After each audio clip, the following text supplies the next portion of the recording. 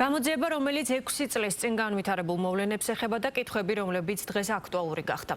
პროკურატურის გადაწყვეტილება 20 ივნისის საქმეზე ექსპერიმენტის ჩატარების შესახებ გახარიას გუნდში პოლიტიკურად მოტივირებულად ფასდება. მათი თქმით, საქმე მხოლოდ სამართლებრივი არ არის და ის წინასაარჩევნო პერიოდში ოპოზიციური პარტიის დასუსტებისთვის მიზანმიმართულად გააქტიურეს. ამას ხსიზიარებს ოპოზიციის სხვა ნაწილის ხელისუფლების არგუმენტი კი სტრასბურგის გადაწყვეტილებაა, რომელიც სახელმწიფოს წამების აკრძალვის მუხლის დარღვევას ედავება. გამოხმაურებები საგამოძიებო მოქმედებებზე და ამ პროცესის გავლენა საარჩევნო გარემოზე ნახეთ ნათია ქენქაძის რეპორტაჟში. ძალიან ნათელია ის მოტივი, პოლიტიკური მოტივი, რაც აქვს ქართულ ოცნებას. 6 წლის წინ დედაქალაქის მთავარ გამზირზე განვითარებული მოვლენების გამოძიებას რო არა სამართლებრივი, არამედ პოლიტიკური მოტივი აქვს, ამაში გახარიას გუნდში ეჭვი არ ეპარებათ. და ამ ეჭვს არა მხოლოდ საქმის ხანდაზმულობა, არამედ ამ პროცესამდე განვითარებული მოვლენებიც უმყარებთ. მათ შორის საგამოძიებო კომისიაზე გიორგი გახარიას ორჯერ დაბარება. ყოფილი პრემიერის პარტიაში მოტივის გარდა მიზანზეც საუბრობენ და ეს მათი აზრით წინასაარჩევნოდ გახარიას საქართველოსთვის დასუსტებაა. 6 წელი ქონდა ქართულ ოცნებას, თუ თვლიდა რომ გიორგი გახარია იყო დამნაშავე და მან რაიმე ანტისახელმწიფოებრივი ქმედება ჩაიდინა, გამოეძიებინა 20 ივნისის საქმე და ძალიან უცნაურია რომ 1 წლის თავზე გიორგი გახარია გახდა ქართული ოცნების პრემიერ-მინისტრი და იყო ის პირველი ნომერი. და ითვლებოდა ერთ-ერთ ყველაზე ძლიერ წარმატებულ როგორც შინაგან საქმეთა მინისტრად, ასევე პრემიერ-მინისტრად. ამიტომ ჩვენთვის ძალიან ნათელია რა ამოძრავებს ქართული ოცნებას.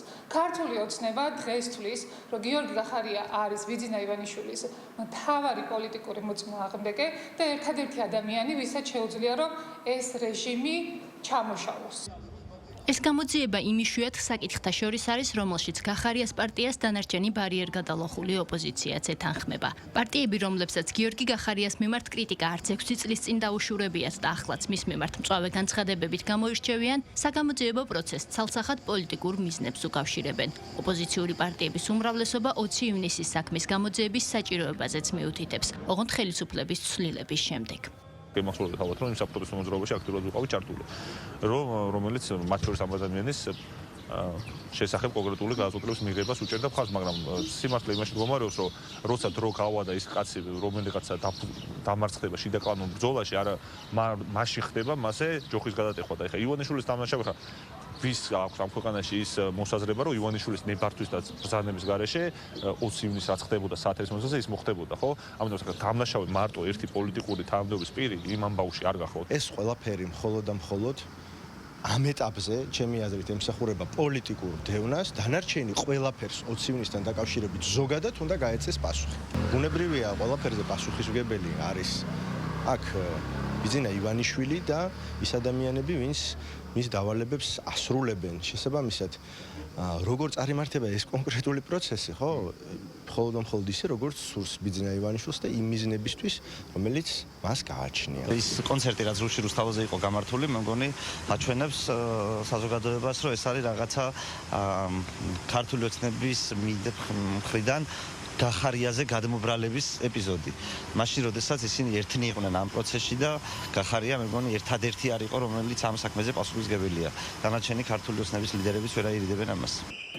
მომართველი პარტიის არგუმენტი კი გასული წლის მაისში ადამიანის უფლებათა ევროპული სასამართლოს მიერ მიღებული გადაწყვეტილებაა, რომელმაც სახელმწიფოს პროცედურულ ნაწილში ევროპული კონვენციის მესამე მუხლის წამების აკრძალვის დარღვევა დაუდგინა.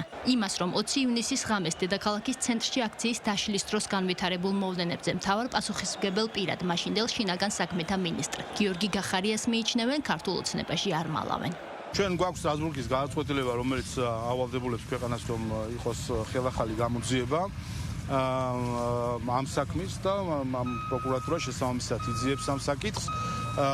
ის რომ 20 ივნისს 2019 წლის ეს იყო შტურმი პარლამენტზე, ერთი ეს დაადგინა იმავე სტრასბურგის სასამართლომ და ამავე სტრასბურგის სასამართლომ დაადგინა, რომ შემდეგ დაშლის ოპერაციის დროს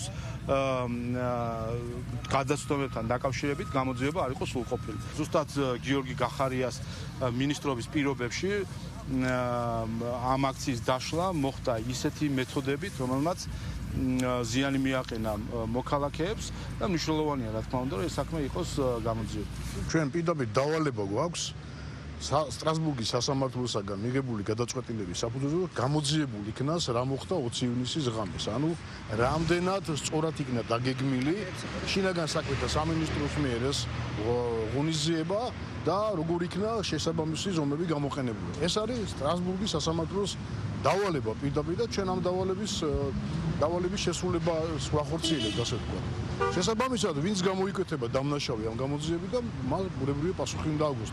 სტრასბურგის სასამართლოს გადაწყვეტილების გათვალისწინებით ეფექტური გამოძიების მიზნით საგამოძიებო ექსპერიმენტის ჩატარების შესახებ ინფორმაცია საქართველოს პროკურატურამ გუშინ გაავრცელა.